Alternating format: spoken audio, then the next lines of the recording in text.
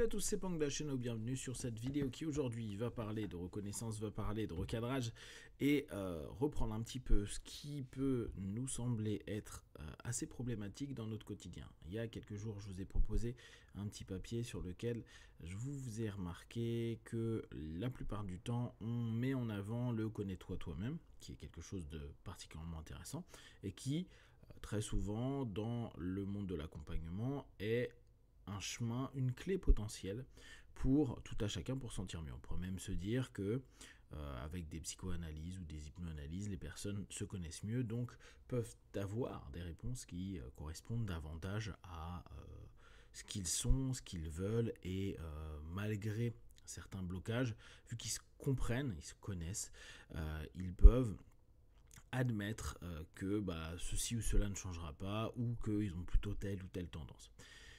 Je vous partageais l'idée que, au bout du compte, la plupart du temps, je pense que les personnes se connaissent. Bien sûr, il arrive dans des accompagnements ou dans un travail de philosophie intérieure que on puisse découvrir des petites choses qui ne correspondent pas à notre storytelling, à notre récit qu'on se fait de nous-mêmes. Donc on peut se dire, ah tiens, en fait, je suis comme ça, ou en tout cas j'ai cette aptitude, cette compétence, cette façon de fonctionner, etc. Mais je ne le voyais pas de cette façon-là. Du coup, pour moi, c'est un peu plus rare que les personnes se découvrent. On pourrait éventuellement se dire, tiens, une régression à la cause, et puis tu t'aperçois qu'il y a eu un élément traumatique qui te revient en tête. Mais là, on sait très bien, même si moi j'aime beaucoup les régressions à la cause, que ça peut être une fausse mémoire. Donc, on fait toujours très attention. Et est-ce que ce rappel-là est réellement quelque chose qui te permet de savoir qui tu es, ou tu l'as déjà intégré plus ou moins consciemment, en l'occurrence subconsciemment, et donc tu fais avec, même si c'est un trauma qui a été oublié, on va dire occulté, réprimé, on va quand même mettre en place notre personnalité et l'ensemble des comportements qu'on a au quotidien avec cet aspect de nous, même si volontairement on l'a oublié. C'est un petit peu comme les personnes qui ont peu de mémoire de leur enfance. Ça n'empêche que ce qu'ils sont aujourd'hui, c'est aussi le cumul de leur enfance. Même si aujourd'hui, ils ne peuvent pas te dire pourquoi ils ont telle ou telle réaction ou pourquoi ils ont oublié telle ou telle façon de vivre du passé. Du coup, pour moi, on est plus dans la reconnaissance. Une personne qui vient, notamment ado, adulte, en cabinet, se connaît. En tout cas, il est tous les jours avec ce qu'il est. Ça paraît complètement simple comme notion, mais il n'est pas différent de la personne qu'il perçoit, qui agit, et du dialogue intérieur qu'il a avec lui-même.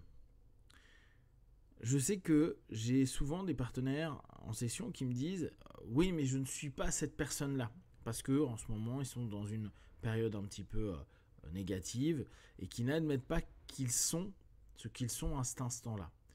Pour autant, ils sont ce qu'ils sont, justement, à cet instant-là. C'est assez difficile parce que on peut être dans l'envie et le désir de se projeter comme étant quelque chose ou quelqu'un d'autre, en disant mais d'habitude je ne suis pas cette personne-là, je ne suis pas négative, je ne suis pas triste, je ne suis pas déprimé, etc.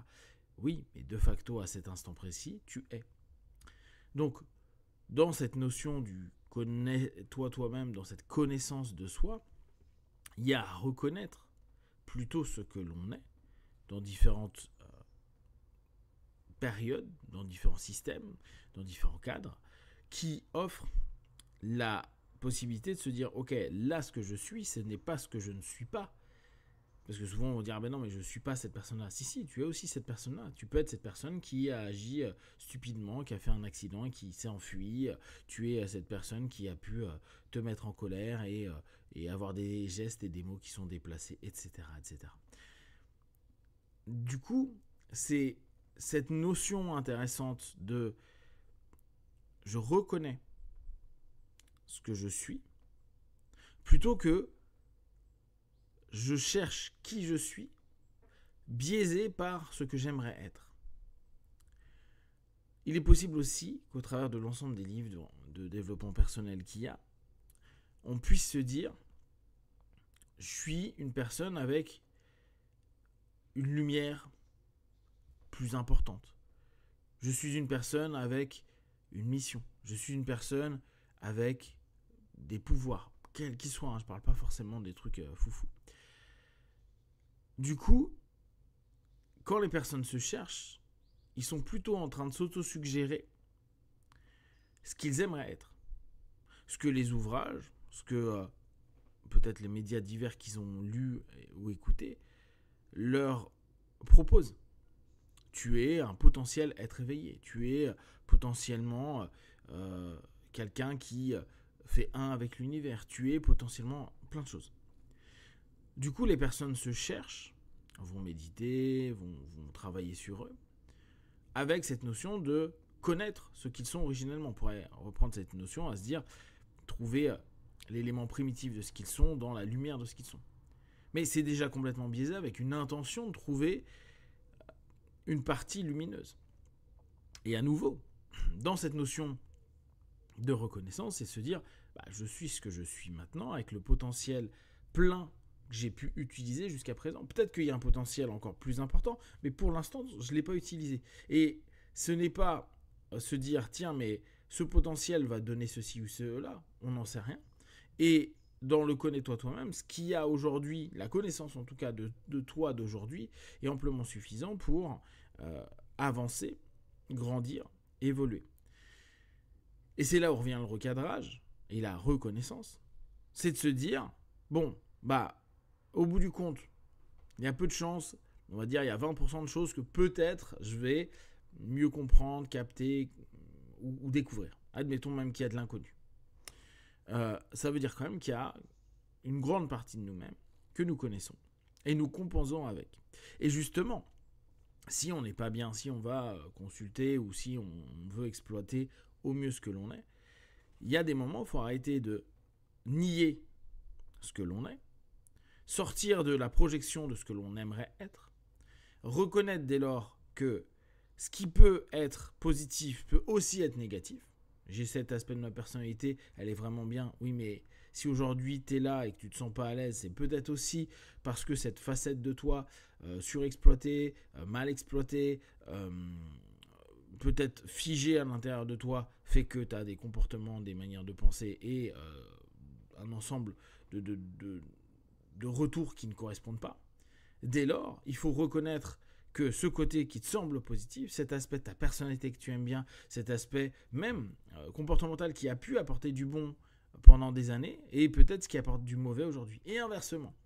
Et c'est là où on est vraiment sur le recadrage. Ce qui est souvent perçu comme quelque chose de négatif, souvent perçu de négatif parce que les résultats qui nous ont été apportés par ces comportements, ces façons de penser, ces façons d'être, ont été plutôt négatifs, en tout cas ne nous ont pas apporté un bénéfice. Et n'oubliez pas, on est toujours sur un retour sur investissement. J'utilise une partie de moi, si j'ai pas un retour qui est OK, qui me rapporte quelque chose, je ne vais pas l'utiliser. Si en plus l'éducation, les systèmes nous ont dit non mais cette partie de toi ou cette façon de comporter ou cette façon d'être, c'est pourri, c'est pas bien, c'est mal parce que le système global ne veut pas ce type de personnalité-là, parce que difficile à manager, parce que peut-être emmerdant pour les gens, etc., etc. On va mettre dans l'ombre cette facette de soi et se dire, c'est pas bien. Mais justement, la reconnaissance, c'est d'aller chercher aussi ces côtés, tout comme le positif, plus négatif, en tout cas plus longtemps critiqué dans notre quotidien, et le recadrer pour bien capter en quoi réellement il pose problème, mais en quoi aussi, s'il est là et que c'est une ressource, ça peut être quelque chose d'utile, de positif. C'est juste qu'on ne sait pas comment l'exploiter. Et peut-être dans la connaissance de soi, c'est peut-être l'apprentissage du savoir de ce que l'on est, plutôt que la découverte de choses nouvelles qui pourraient être prises en compte, et donc reconnaître un ensemble d'éléments et de compétences qu'on a déjà, mais qu'on va pouvoir exploiter et découvrir, réexploiter, réorienter de façon un peu différente. Si vous avez des questions et des remarques, vous les partagez sur Facebook, YouTube, j'y répondrai le plus rapidement possible. Comme d'habitude, de tout ce que je propose, ne prenez que ce qui est bon et juste pour vous tester, observer, analyser et conclure. Be one. Ciao.